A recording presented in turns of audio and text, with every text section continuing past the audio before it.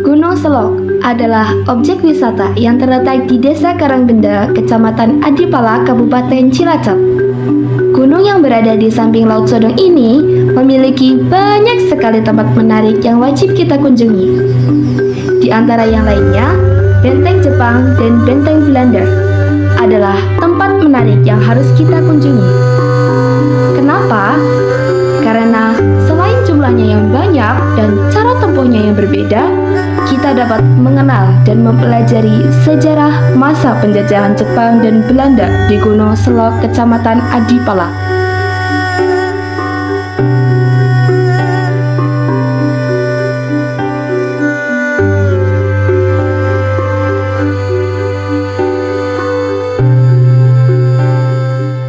Sejarah peninggalan penjajah termasuk Jepang yang jajah pada waktu zaman tahun 1942. Jepang itu datang ke Indonesia atau ke Tanah Jawa, khususnya di Gunung Selok, Desa Karangbenda, Kecamatan Adipala, Kabupaten Cilacap. Datang tahun 1942 Jepang itu langsung nusun strategi dalam arti mencari celah di sini. Kemudian tahun 1943 Jepang itu mendirikan benteng-benteng di Gunung Selok.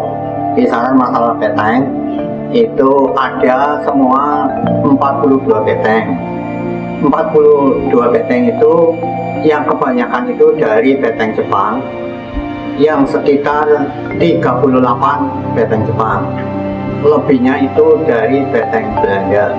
Benteng Belanda itu yang dibangun itu pakainya bata merah.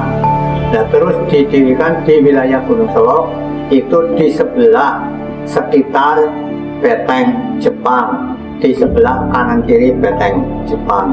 Makanya saya seluk-beluknya Selok saya hampir hafal.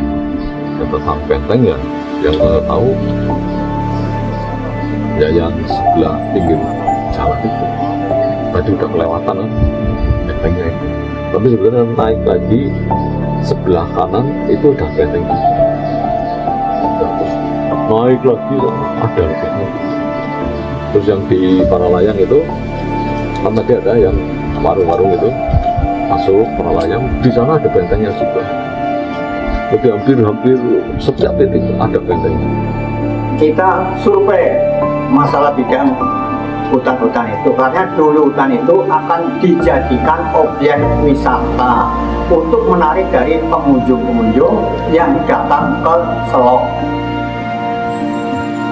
Kalau yang di ini sebetulnya disembunyikan, hampir seperti benteng pendem. Itu kan biar nggak kelihatan bahwa itu ada benteng, makanya nggak tutup apa. Tadi hanya kelihatan untuk nembak, untuk masalah, untuk mengantisipasi itu dari pesawat dan sebagainya. Kalau mau tahu itu benteng, jelas dijatuhi bom dan sebagainya. Itu tetap bentengnya di atas ditutupi, tapi bawahnya kan tetap ada jalan-jalan.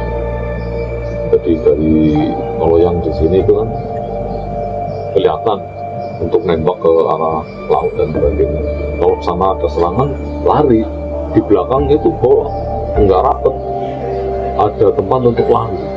Dulu sebelum di sini menjadi wisata, itu dari orang-orang yang tidak istilah apa ya, mempercayai permasalahan itu, mungkin ya banyak istilah kendala ekonomi, banyak segala bidang apapun itu kan dulu belum jadi wisata, itu dicuri dari orang lain, itu dijual besinya itu.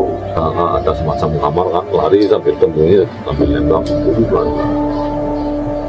Itu yang benteng di sini ada berapa? Itu ada yang di atas naik, itu ada memang kayak tingkat itu naik untuk ngintip, dan ada tempat untuk nembak juga kan, samping pintu yang besar itu.